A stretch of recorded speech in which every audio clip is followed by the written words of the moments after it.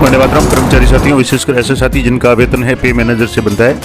उनके लिए मैंने महत्वपूर्ण जानकारी पिछले वीडियो में भी साझा की थी कि माह जनवरी के बाद यानी फरवरी माह का जो भी वेतन बिल है वो जो मार्च 2024 में दे होगा वो सारा प्रोसेस है FMS 3.0 से होगा।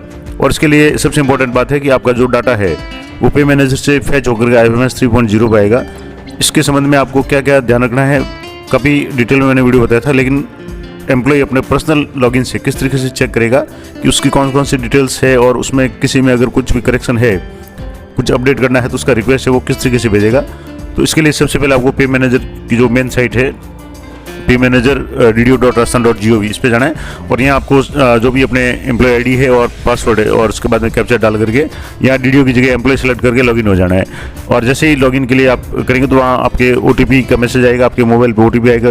मोबाइल जो आपके पे मैनेजर पर रजिस्टर्ड होगा उस पर OTP आएगा। अगर OTP नहीं आता है या इनकरेक्ट कुछ आता है तो आप फॉरगेट पासवर्ड जा करके अपने पासवर्ड है वो चेंज कर सकते हैं। उसके लिए मैंने अलग से वीडियो बना रखा है, वो आप जरूर देखें। अब इसके बाद में जैसे आप लॉगिन हो जाएंगे इस तरीके से आपका होम पेज खुल जाएगा जिसमें आपके लॉगिन आईडी यानी आपकी जो आईडी आ जाएगी, ईयर आ जाएगा, ऑफिस का नेम यानी जहाँ आपकी आईडी है वो आ जाएगा। और यहाँ एम्प्लॉय के सामने अलग अलग तरह के ऑप्शन आ जाएंगे जिसमें AIS TA bill, employee transfer request, employee details, TA bills में employee medical bill, TA bill, bill wise status, employee TA bill, employee bill forward और एम्प्लॉय बिल स्टेटस, ये सारे ऑप्शन है मैं एक एक करके आप बताऊंगा। इसके बाद में मास्टर डाटा रिक्वेस्ट में कौन कौन से कर सकते हैं, तो जैसे एम्प्लॉय अपडेट एम्प्लॉय पे डेट से संबंधित कुछ अपडेट करना है तो वो कैसे करेंगे। SI लोन प्रीमियम का जो आपका लोन है उसको अगर ऐड करना चाहें तो कैसे करेंगे। लोन के बारे में मैंने पिछले वीडियो में बताया था कि इसमें 2 तरह के प्रोसेस हैं। जून 2023 के पहले अगर लोन लिया तो क्या प्रोसेस होगा, उसके बाद का है तो क्या होगा। उसके बाद में एम्प्लॉय स्कीम रिक्वेस्ट है, अपडेट नंबर डिटेल्स रिक्वेस्ट है, आपके कोई नंबर अपडेट करने हैं जैसे पैन है, आधार वगैरह, तो उसका किस तरीके से होगा। पर्सनल डाटा रिक्वेस्ट किस तरीके से होगा, बैंक अकाउंट अगर अपडेट करना चाहे तो कैसे होगा, और पर्सनल डिटेल अपडेट करना चाहे तो वो किस तरीके से होगा। उसके बाद में ये सारे आगे। उसके बाद में एम्प्लॉय अपने स्तर पर रिपोर्ट्स डाउनलोड कर सकता है। कौन कौन सी रिपोर्ट, जैसे पर्सनल डिटेल कर सकता है, एम्प्लॉय लास्ट पे सर्टिफिकेट यानी LPC है वो डाउनलोड कर सकता है, employ pay slip month wise आपके मंथ में किस महीने में कितनी सैलरी बनी वो आप डाउनलोड कर सकते हैं। मैं एक एक आपको लाइव भी करके बता दूंगा। GA55 आप डाउनलोड कर सकते हैं। एम्प्लॉय पेमेंट रिपोर्ट आप डाउनलोड कर सकते हैं। इसके बाद में एम्प्लॉय डिडक्शन रिक्वेस्ट है, उसमें आप क्या क्या कर सकते हैं मैं एक एक स्टेप बाय आपको बताऊंगा। तो जैसे मान लो AIS TA बिल को देखेंगे तो अगर आपके TA बिल से संबंधित कुछ भी है तो आप यहाँ से अपना 7th पे कमीशन वगैरह ये करके अगर आपको नया बिल ऐड करना चाहें तो यहाँ से, जैसे अभी एडिट बिल में कुछ भी नहीं आ रहा है क्योंकि अभी कोई भी रिक्वेस्ट डाला हुआ नहीं है TA बिल का, तो यहाँ से आपको ऐड बिल पे जा करके बिल टाइप में आपको TA bill, adjustment bill, advance TA bill, transfer bill या कैंसिल जर्नी, फॉरेन जर्नी, जो भी बिल है आपको वहाँ से जैसे TA बिल सेलेक्ट कर लिया। उसके बाद में आपको यहाँ से जो भी आगे का प्रोसेस है, सैंक्शन नंबर है, सैंक्शन डेट वगैरह करके ऐड जर्नी आपको करना है। ये तो हो गया आपके TA बिल से संबंधित। अब एम्प्लॉय ट्रांसफ़र रिक्वेस्ट, अब एक और ऑप्शन है जो कई बार सिर्फ DDO पर भी था लेकिन पे मैनेजर पे पर्सनल लॉगिन में मैंने आज पहली बार देखा या नया ऑप्शन है कि आप अपनी जो भी ट्रांसफ़र का रिक्वेस्ट है वो भी क्रिएट कर सकते हैं। तो यहाँ से आप जैसे सिलेक्ट करेंगे, जो DDO लेवल पे एम्प्लॉय ट्रांसफ़र का ऑप्शन था वो पर्सनल लॉगिन पे भी दे दिया है। तो यहाँ से आप अपना नाम चेक कर लें, एम्प्लॉय ID NIC UID है, बेसिक पे चेक कर लें। उसके बाद में करंट ऑफिस नेम आपकी ID कहाँ पड़ी है, पे मैनेजर पे है, प्री पे है। उसके बाद में आप जिस भी कार्यालय की ID यहाँ आप इंटर करेंगे उसको, और इंटर करने के जैसे मैं एक कोई ID है वो यहाँ से इंटर कर रहा हूँ और इंटर करने के बाद में यहाँ से जैसे आप इंटर बटन दबाएंगे तो आपके यहाँ से सर्च करके ये नाम आ जाएगा ऑफिस का नाम, जैसे ये आ गया GHS जो भी नाम है स्कूल का। और यहाँ से आप ऑर्डर नंबर सेलेक्ट कर लें, कोई भी डेट सेलेक्ट करें जिस तारीख को आप अपनी ID ट्रांसफ़र करना चाहते हैं, और उसके बाद में ऑर्डर नंबर आप यहाँ से कुछ भी सिलेक्ट कर लें और जो भी है उसके बाद में जनरेट रिक्वेस्ट करेंगे तो वो ID है आपकी ट्रांसफ़र हो जाएगी। तो ये ऑप्शन है फिलहाल जो पे मैनेजर DDO लॉगिन पे था वो पर्सनल पे आ गया है। अगला इसमें जो ऑप्शन है एम्प्लॉय डिटेल्स, आप अपनी एम्प्लॉय डिटेल्स चेक कर लें। मैं सबसे पहले आपको यही बताऊंगा कि आप सबसे पहले इसी ऑप्शन में जाकर के अपनी एम्प्लॉय पे डिटेल्स पे आप क्लिक करेंगे तो शो रिपोर्ट पे आपको क्लिक करना है। और जैसे ही आप शो रिपोर्ट पे आप क्लिक करेंगे तो आपके सामने जो आपकी एम्प्लॉय डिटेल रिपोर्ट है वो आपके डाउनलोड हो जाएगी।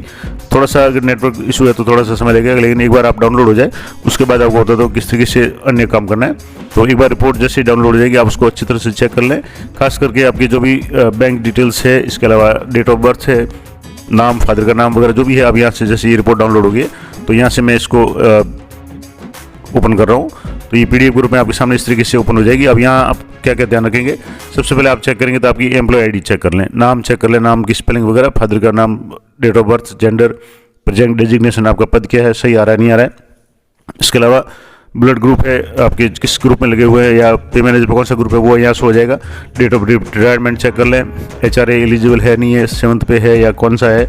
उसके बाद में आपकी कैटेगरी है परमानेंट, टेम्परेरी वगैरह जो भी है। इसके अलावा सब टाइप में अगर आपकी सर्विस रेगुलर है या जो भी है, स्टेट सर्विस है, सबऑर्डिनेट है, मिनिस्ट्रियली है, जो भी आपके लागू होता है वो आप एक बार अच्छी तरह से चेक कर लें, आपकी कैटेगरी चेक कर लें।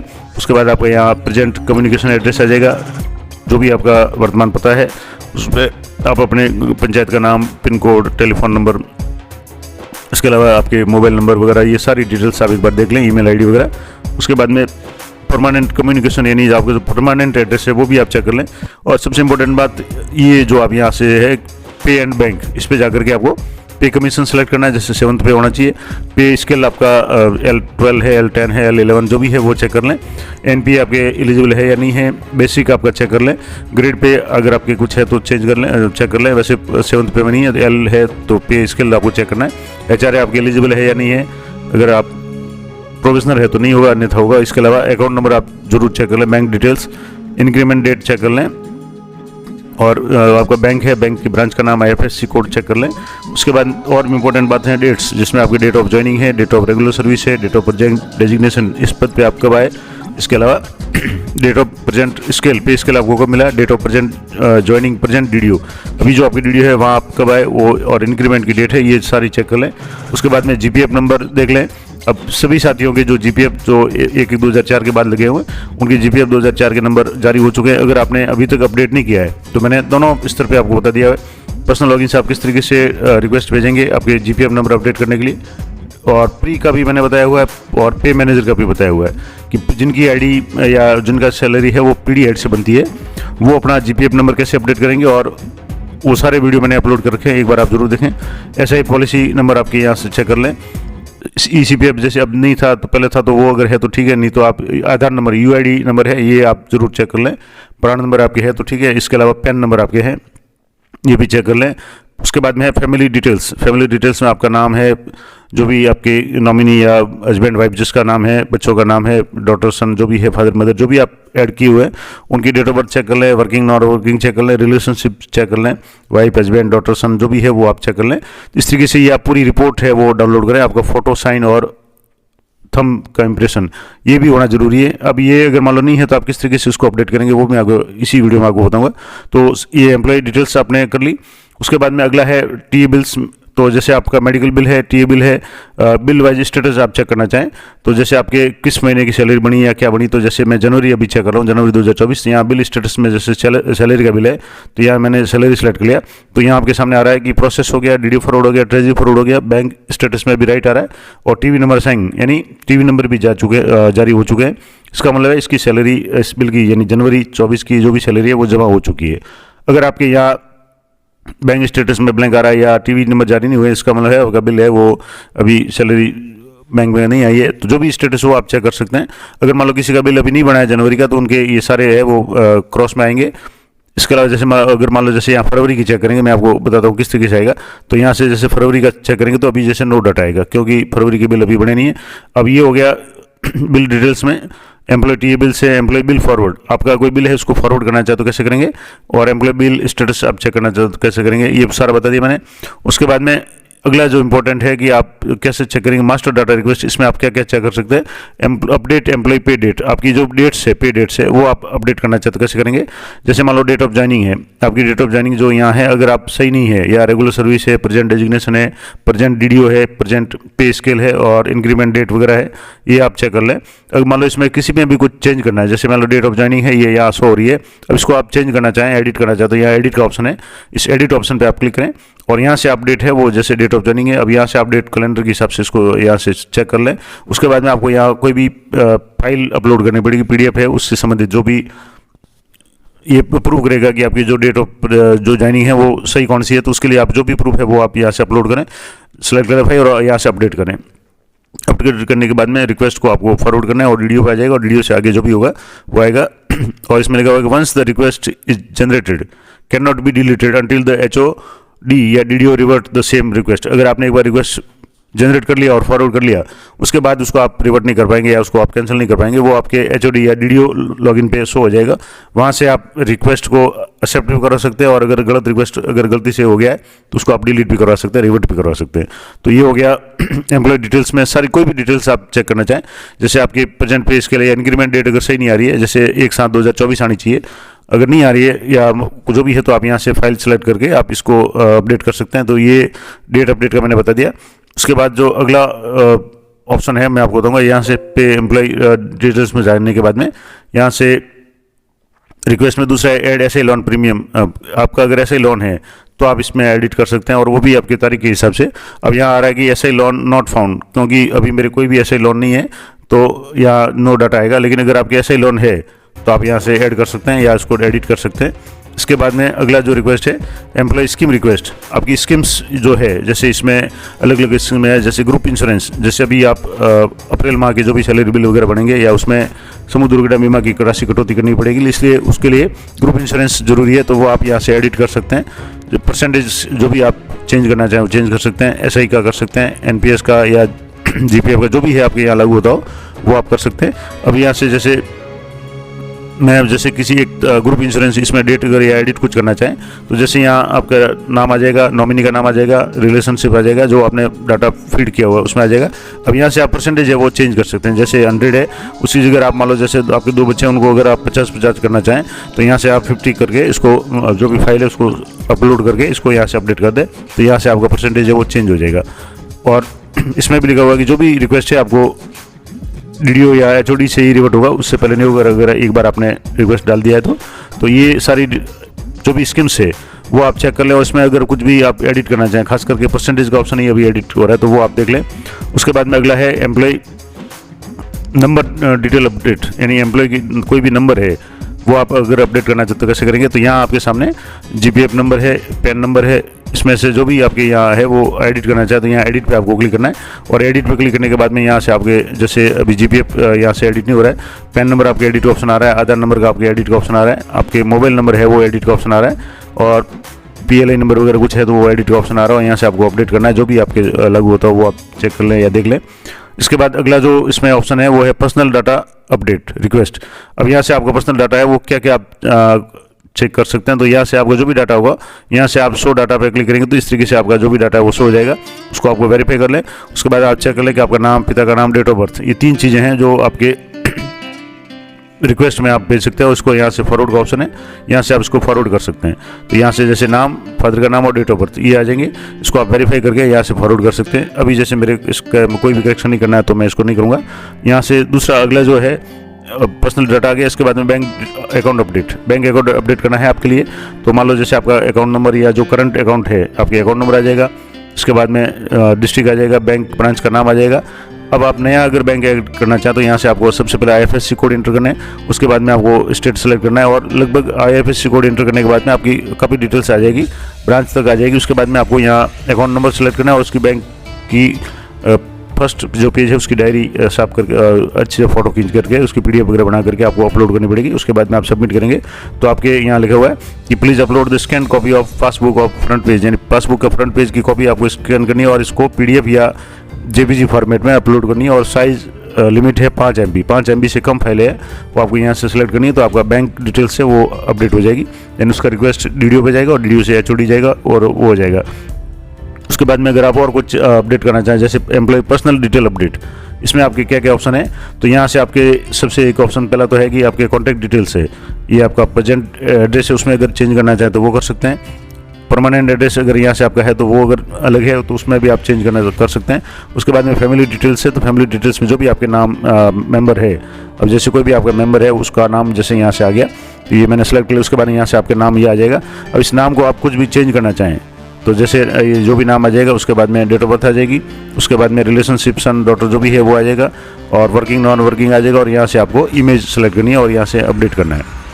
अगर मान लो नहीं करना चाहें तो उसको आप डिलीट कर सकते हैं, यहाँ से चेंज करना चाहें तो उसको रीसेट भी कर सकते हैं। तो ये फैमिली डिटेल्स का। उसके बाद में इमेज डिटेल्स है, अगर आप इमेज अपनी फ़ोटो, साइन और थंब अंगूठे का निशान अगर आपके अपडेट नहीं है तो यहाँ से चूज फाइल में जाकर के कर सकते हैं और इसके लिए ओनली जेपीजी इमेज है वही अलाउड है, पहली बात। दूसरा जो भी इमेज है वो आपकी एम्प्लॉय की इमेज है 50 KB तक होनी चाहिए, सिग्नेचर है वो 20 KB तक, और थंब इम्प्रेशन है वो भी 50 KB तक होना चाहिए। यहाँ से आप चूज फाइल करके अपना जो भी फोटो, साइन या थंब है वो आप अपडेट कर सकते हैं। अगर सही नहीं अपलोड हुआ तो यहाँ से अपडेट ऑप्शन पे जाएंगे तो आपको अपडेट, सबसे पहले आपको फाइल सेलेक्ट करनी पड़ेगी, उसके बाद में अपडेट से करेंगे तो आपका जो भी रिक्वेस्ट है वो अपडेट हो जाएगा। तो ये था एम्प्लॉय पर्सनल डिटेल रिक्वेस्ट। अब इसके बाद में यहाँ से ये सारे जो से हो गए एम्प्लॉय पर्सनल रिक्वेस्ट आ गया। उसके बाद में रिपोर्ट से आप अपनी पर्सनल रिपोर्ट देख ले, मैंने आपको पहले बता दी। यहाँ से आप डाउनलोड करेंगे तो आपके सामने इस तरीके से जो पर्सनल रिपोर्ट है वो आपके यहाँ से इस तरीके से डाउनलोड हो जाएगी। इस रिपोर्ट्स को आपको मैंने अभी बताया था कि आप अपना एड्रेस है, आपकी पे डिटेल्स है, बैंक डिटेल्स है, नॉमिनी वगैरह है, ये सारे चेक कर लें। ये 2 बार ऑप्शन आया तो उसके बाद में अगला है लास्ट पे सर्टिफिकेट, यानी LPC अगर आप खुद की डाउनलोड करना चाहें तो यहाँ से आप सबमिट पे क्लिक करेंगे तो आपकी जो भी LPC है वो आपकी डाउनलोड हो जाएगी। अगर आपका ट्रांसफ़र हुआ है तो आपके जहाँ से आए थे वहाँ का आपके शो हो जाएगा। जहाँ से भी आप, जैसे ये employ has been transfer from, और जिस कार्यालय में आए वहाँ से, उसके बाद में आपका जो भी बेसिक पे है, सैलरी पे अप टू कब तक की गई तो 1/1/2024 तक पे होगी। उसके बाद में यहाँ से dearness allowance, HRA, gross salary, क्या क्या आपके डिडक्शन हो रहा है, जैसे इनकम टैक्स की है, पैन नंबर आ जाएंगे, कितनी डिडक्शन की थी वो आ गया।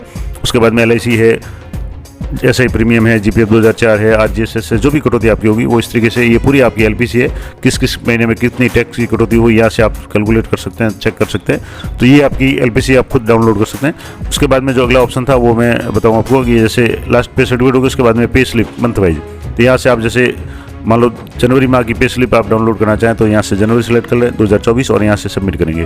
तो यहाँ से सबमिट करेंगे तो यहाँ से पे स्लिप डाउनलोड हो जाएगी। ये सारा काम मैं आपको इसलिए बता रहा हूँ कि इस पर एक तो आपको ये जानकारी हो जाएगी आप पर्सनल से क्या क्या डिटेल्स चेक कर सकते हैं। दूसरा, अगर इसमें किसी में भी कुछ अपडेट है तो आप अभी तुरंत आज ही इसको करें, ताकि सारा डाटा जब पे मैनेजर से FMS 3.0 पर फैच हो जाएगा, उसके बाद में आप करेक्शन जो भी करना चाहेंगे मुश्किल होगा, तो यथाशीघ्र ही इसको कर लें। अब जैसे पे स्लिप आप डाउनलोड करेंगे तो इस पे स्लिप में आपके कार्यालय का नाम आ जाएगा, किस महीने की है आपका नाम आ जाएगा, आपका डेजिग्नेशन आ जाएगा, पे लेवल L12 10 जो भी है वो आ जाएगा, एम्प्लॉय ID आ जाएगी, अकाउंट नंबर आ जाएंगे, पैन नंबर आ जाएंगे, CPF SI जो भी नंबर है वो शो हो जाएंगे, और यहाँ से आपके बैंक डिटेल्स हो जाएगी, आपका बेसिक कितना है, GPF DA कितना है, HRA कितना है। उसके बाद आपकी डिडक्शन है कितनी है, GPF में कितनी है, इनकम टैक्स में कितनी है, LIC में कितनी है, RGSS में, SI प्रीमियम जो भी है, ये सारी आप चेक कर लें और अच्छी तरह से मिलान कर लें कि आपके जो भी डिटेल्स है वो डिडक्शन है वो सही है।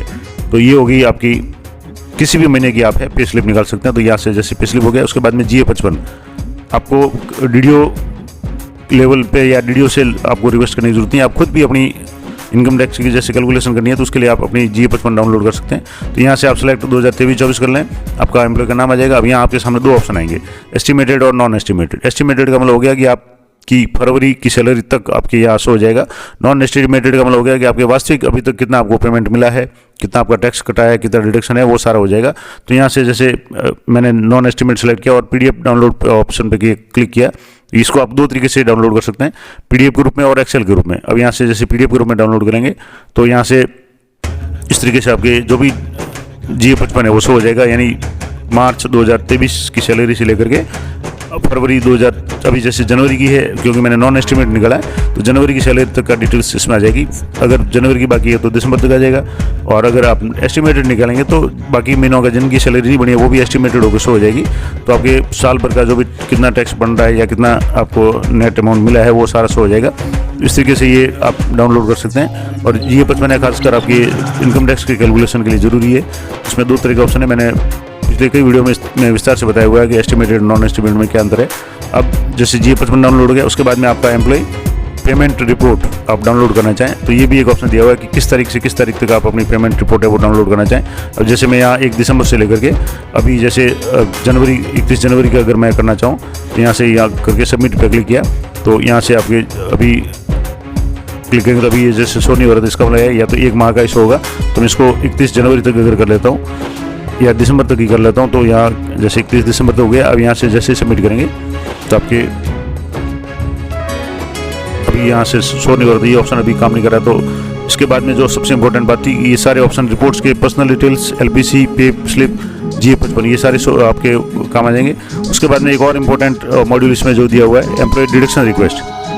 इसमें आप क्या क्या डिडक्शन कर सकते हैं, यानी आपकी जो भी कोई कटौती करवाना चाहें तो किस तरीके से यहाँ से आप रिक्वेस्ट डाल सकते हैं। तो GPF 215, GPF 2004 और इनकम टैक्स और SI प्रीमियम इनकी अगर कुछ डालना चाहें तो आप कर सकते हैं। जैसे मैं इनकम टैक्स की रिक्वेस्ट है, यहाँ से आप जैसे देखेंगे तो अभी इनकम टैक्स जो कट रहा है वो आपके शो हो जाएगा। अभी जैसे इनकम टैक्स कोड है, आप चेक कर लें 202 होगा। उसके बाद में डिडक्शन अमाउंट जैसे 13,000 है।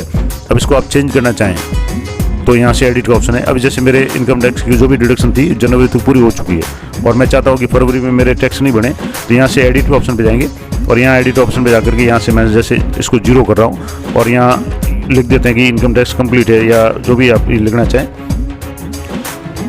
अब मैं यहाँ से जैसे लिख देता हूँ कि इनकम टैक्स कंप्लीट हो गया। अब जैसे कोई डिडक्शन की आवश्यकता नहीं है, तो यहाँ से आप जैसे ये लिखेंगे और इसके बाद में सेव करेंगे तो इंटर न्यू करेक्ट अमाउंट, जैसे अभी ये 0 नहीं ले रहा है, इसको अगर मान लो चेंज करना चाहे तो यहाँ से करेंगे। तो जो भी आप करना चाहें, जैसे मान लो यहाँ से जैसे 13,000 की जगह 5,000 करना चाहें तो यहाँ से आपकी ये सेव हो जाएगा और यहाँ से कैंसिल करना चाहते तो कैंसिल करेंगे। तो ये भी ऑप्शन आपके पास में है। तो कुल मिलाकर के सबसे इंपॉर्टेंट बात है कि आप अपनी एम्प्लॉय जो डिटेल्स है वो आप जरूर सबसे पहले चेक करें, डेट्स वगैरह बेसिक वगैरह ये सारा चेक कर लें, ताकि आपको यथाशीघ्र इसका रिक्वेस्ट अपडेट रिक्वेस्ट जो भी है वो आप डाल लें और डीडीओ से फॉरवर्ड करा करके उसको एचओडी करवा दें। क्योंकि पे एनालिसिस डाटा पूरा सारा IFMS 3.0 पर शिफ्ट होने के बाद में आपको इसमें नया जो ऑप्शन है उसमें काफ़ी समस्या आएगी। तो कोशिश करें कि आज कल में ही आप ये काम पूरा कर लें। हालांकि ये काम मैंने पिछले वीडियो में बताया था कि आपको जनवरी में पूरा करना था, लेकिन अभी भी ऑप्शन आ रहे हैं, इसका मतलब अभी भी डाटा ट्रांसफर नहीं हुआ है। तो आप यथाशीघ्र फरवरी के पहले सप्ताह में ये सारा काम कर लें। तो इसी तरह के अपडेटेड और इन्फॉर्मेटिव जानकारी के लिए चैनल पर बने रहें। इस टॉपिक से संबंधित सारे पहले जो वीडियो है वो मैंने चैनल पर अपलोड कर रखे हैं। पे मैनेजर से संबंधित पूरी एक प्ले लिस्ट है, उसमें आप जाकर के देख सकते हैं। तो मिलते हैं नेक्स्ट वीडियो में, तब तक जय हिंद जय भारत।